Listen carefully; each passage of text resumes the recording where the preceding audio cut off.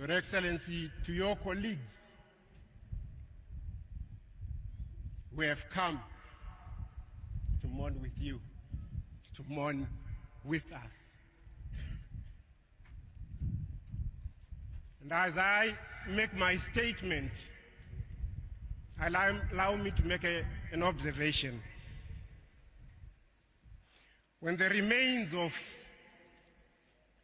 the former president arrived in the country,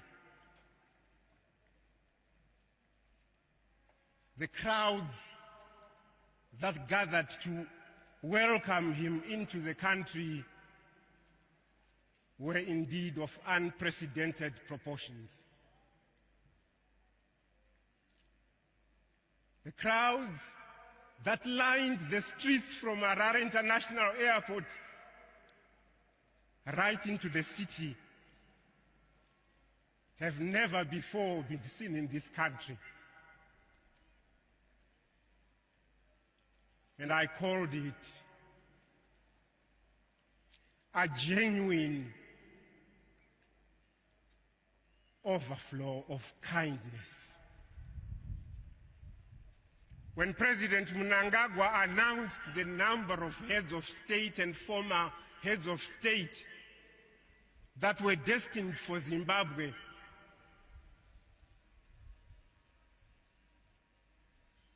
I knew, we knew that our father was a revered and loved person.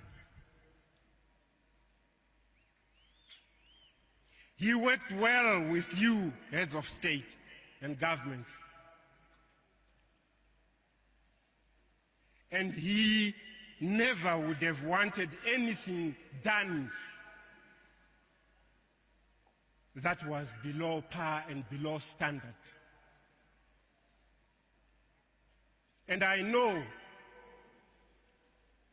because, yes, as a member of the family, for some time I was also in government. Our father had very strong family views. He set out after the liberation, the attainment of the liberation struggle, he set out to unite the family. To unite the family, not just the core family of the Mugabe, but proceeded to the extended family, to the Karigamombe family. To unite the Gushungos as a clan, and to ask them to love each other, to assist each other, empathize and sympathize with each other. And I say that for us, this was one of the greatest lessons that we must pass on to our own children. A lesson that he did not only practice at home. The language of unity and togetherness was his language. He detested tribalism. He wanted a nation that was united. He always recalled the fact that the struggle had been won because of the unity of the oppressed masses of Zimbabwe, not only because of one tribe or another. And so that unity and togetherness at family level and at the level of the state became one of the founding principles of our nation. And I hope, I have confidence that as we remember him, as we go through his memory, we recall his voice calling us to unity. we recall his voice bringing us together as a nation. Our father was very particular about the virtues of honesty and integrity. He taught us to be who you are, who we are, not to pretend to be what you are not. This was the motto of Kutama when it was established in 1912. Esse quam videri, to be rather than to seem. And he taught us to be who we are. And we are proud, and I know that our family will preserve that education that we were given. He was an educationist. He taught you without you realizing that you are being taught. He educated his ministers. He taught them in class because he wanted them to be of a higher standard, of a higher quality, a higher caliber.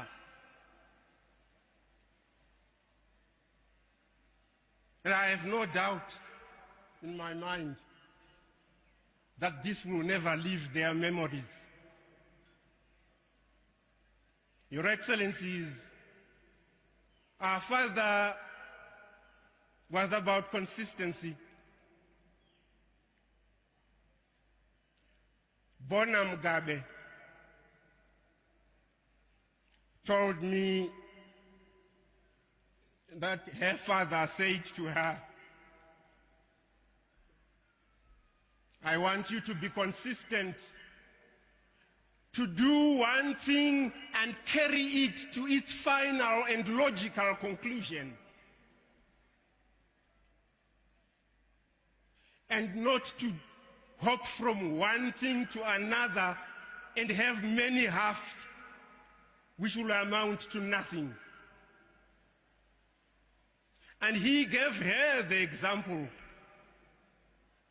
of how they, against all adversity during the liberation struggle, they, halfway through the struggle, were put in prison for 10 years. And yet, when they came out, not only did they get back to the task of completing and attaining liberation, but they intensified it until 1980. That is consistency. There were others who felt that the land reform program probably was not the right way to go. And he said, no, we have had this since the liberation struggle. It is one of the outstanding national questions of the day, and we must complete it. And it was carried out to its final and logical conclusion.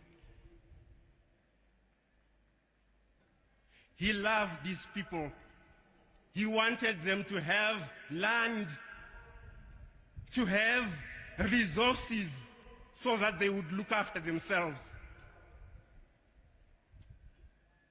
He knew that in the process of doing so, he would anger certain sections of our society. He knew. And yet, the burden of looking after his people told him that it was better for those other sections of the society to be angry while the greater generality of Zimbabweans benefited from the land reform program. He introduced indigenization and economic empowerment because he wanted these people to participate in the realization of economic development in Zimbabwe.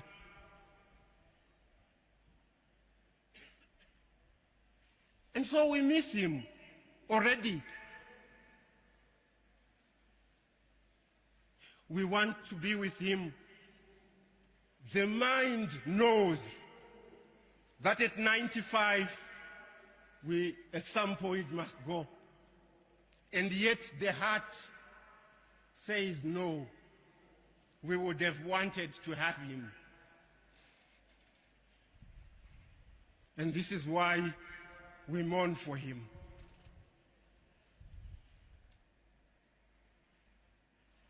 We are touched by the support that we have received. And we are touched by the support that has come from the international community.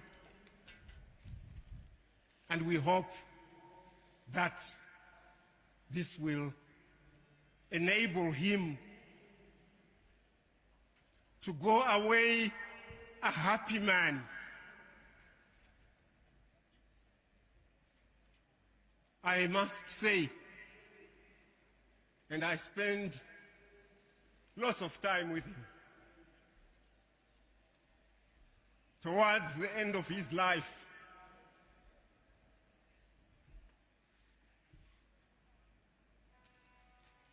he was a sad man. Sad man. He recalled quietly the journey that he had walked. A profound journey, a hard and excruciating journey.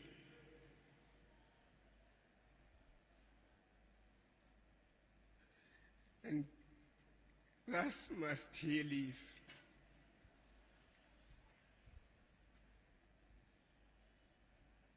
Kushungo pachiorera vemuzhanje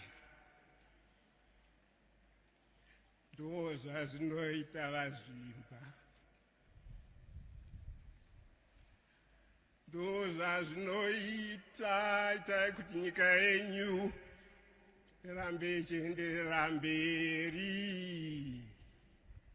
Batanidzai mhuri dzenyu, samatirai mhuri yenyu, chengetai mhuri yenyu. I thank you. I thank you most sincerely.